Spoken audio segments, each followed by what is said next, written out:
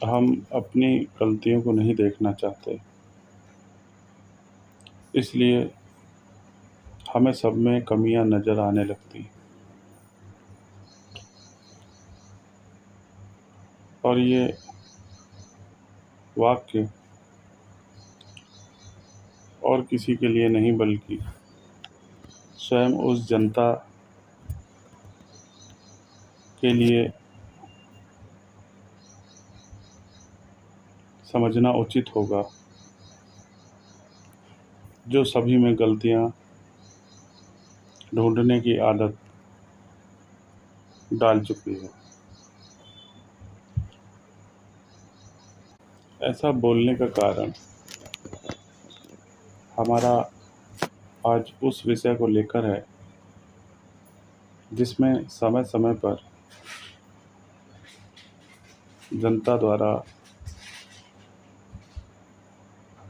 इस आधार पर ढोंगी धर्मगुरुओं और भ्रष्ट राजनेताओं का इस बात पर विरोध किया जाता है कि फलाने राजनेता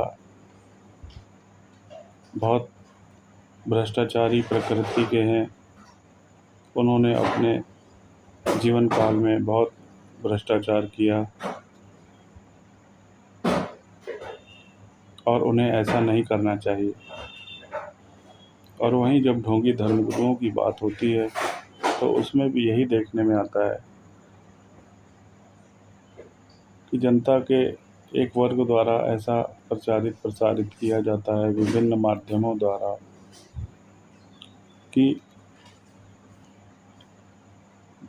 ये धर्मगुरु आलीशान सुविधाओं का भोग विलास आखिर क्यों कर रहे हैं। करोड़ों की गाड़ियों में घूमना और कई कई विदेशी गाड़ियां खरीद कर उसमें घूमने का मज़ा लेते हैं और हमें और जनता को ये उपदेश देते हैं कि मोह माया से दूर रहना चाहिए।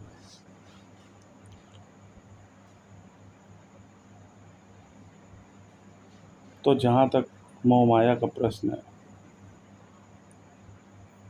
मोह माया का अर्थ ये नहीं होता कि चीज़ों को त्याग दिया जाए, बल्कि मोह माया का अर्थ ये होता है कि चीज़ों से लगाव न रखा जाए।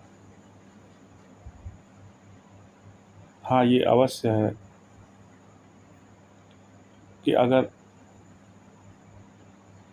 हमारा काम एक कार में चल सकता है तो हम 10 महंगी कारों को रखने से बचें। और अगर हमारा काम एक साधारण आश्रम में हो सकता है, साधारण कमरों में हो सकता है, तो हम आलीशान बहुमंजिला कई कई आश्रम बनाने से बचें। और ये किसी भी प्रकार से धर्म के विरुद्ध बात है, जिसका कि आजकल पालन करते हुए ढोंगी धर्मगुरु देखे जा रहे हैं। और इनका देश में एक तूफान आ चुका है, जिसमें कि हर कोई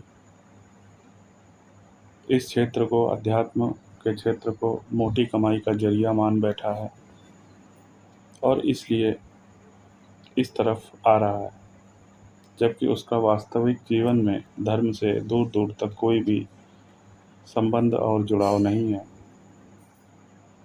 केवल कुछ एक किताबों को पढ़ लेने मात्र से सनातन का ज्ञान परिपूर्ण नहीं होता। यह तो तब पूर्ण होता है जब हम आध्यात्मिक यात्रा की ओर आगे बढ़ेंगे और फिर एक संयोग घटित होगा कि हम सनातन के उस गंतव्य तक पहुंच सकेंगे, जिसकी बात हम सनातन को जानो यात्रा के माध्यम से बताने का प्रयास करते हैं। तो मुख्य बात जो है वो ये है कि धर्मगुरुओं में भी कमियां ढूंढने वाली जनता, राजनेताओं में भी कमियां ढूंढने वाली जनता खुद अपनी कमियों को देखने का प्रयास नहीं करना चाहती। ऐसा हम इसलिए कह पा रहे हैं क्योंकि अगर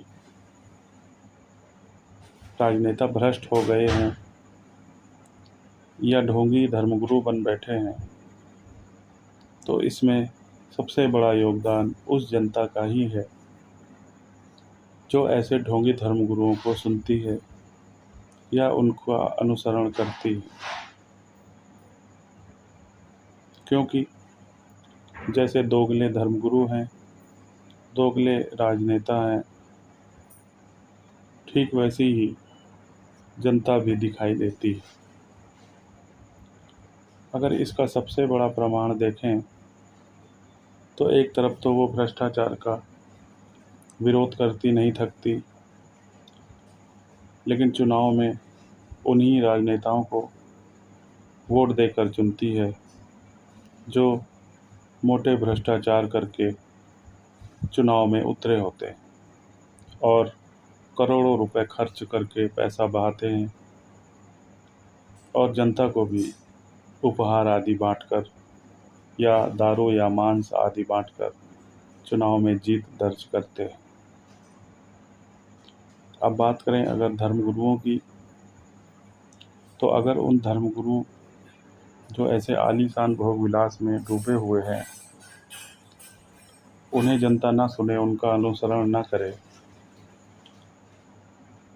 तो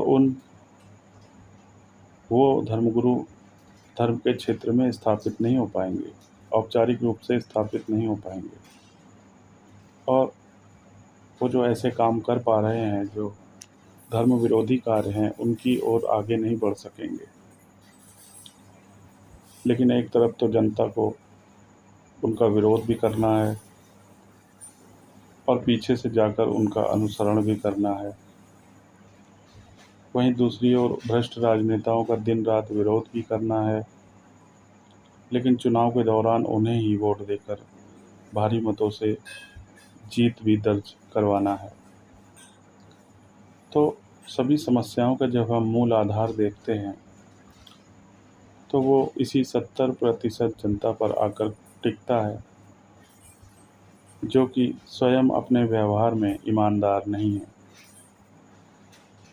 और जब उसी के अंदर ईमानदारी नहीं है जिसके की कारण सभी व्यवस्थाएं संचालित हो रही हैं, चाहे वो राजनीतिक हो या औपचारिक रूप से उन धर्मगुरुओं की बात हो जो ऐसे औपचारिक पदों पर या कथावाचकों की बात हो, उन्हें अगर ये जनता ना सुने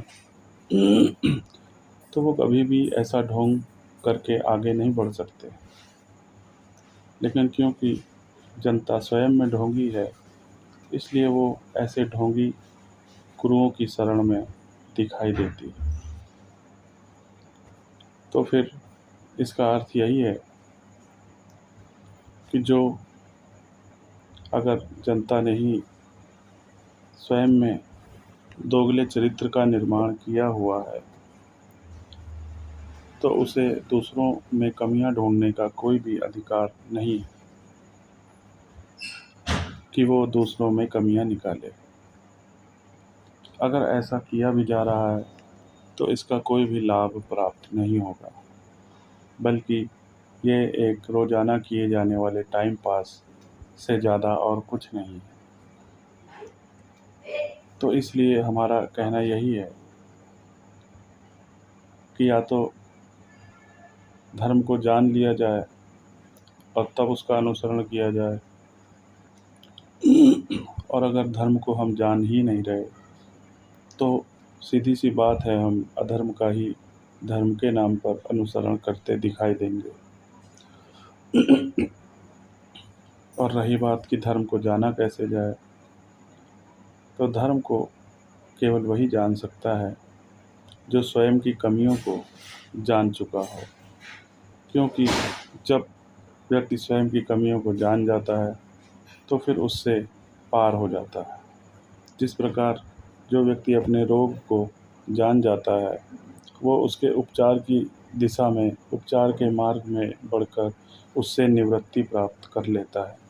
लेकिन जो व्यक्ति अपने दोषों को स्वीकार ही ना कर सके, या उसे यह मानने में ही तकलीफ़ हो रही हो कि उसके शरीर में कोई दोष है भी, तो वह व्यक्ति आजीवन उन दोषों से ग्रसित रहेगा, पीड़ित बना रहेगा। तो इसलिए जनता को ऐसे ढोंगियों या दूसरों में कमी केवल तभी निकालनी चाहिए जबकि उसका स्वयं का जीवन धर्मयुक्त हो। जब तक वो अपने जीवन में धर्म को धारण नहीं करती, तब तक उसे दूसरों में कमियां ढूंढने से बचना चाहिए।